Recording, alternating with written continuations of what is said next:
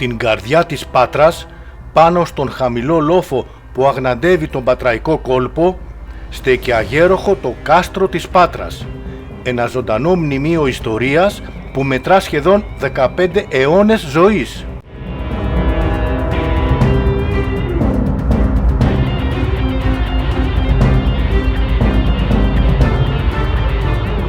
Από εδώ το βλέμμα απλώνεται στη θάλασσα και στον ορίζοντα της Δυτικής Ελλάδας.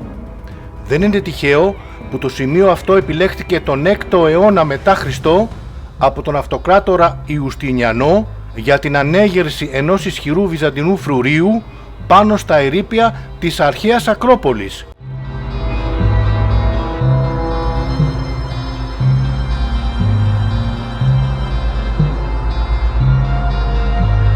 Οι πέτρινοι προμαχώνες και οι επιβλητικοί πύργοι μαρτυρούν τις αλλεπάλληλες περιόδους που σημάδεψαν το κάστρο. Βυζαντινοί, Φράγκοι, Ενετοί και Οθωμανοί πέρασαν από εδώ, ενισχύοντας και τροποποιώντας τα οχυρωματικά του έργα.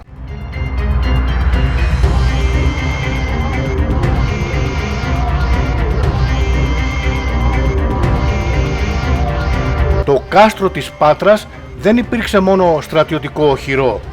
Ήταν καταφύγιο, σύμβολο εξουσίας και σημείο αναφοράς για τους κατοίκους της πόλης σε περιόδους πολέμου και αναταραχής. Στους χρόνους της Επανάστασης του 1821 αποτέλεσε κομβικό σημείο συγκρούσεων μέχρι την οριστική απελευθέρωση της Πάτρας.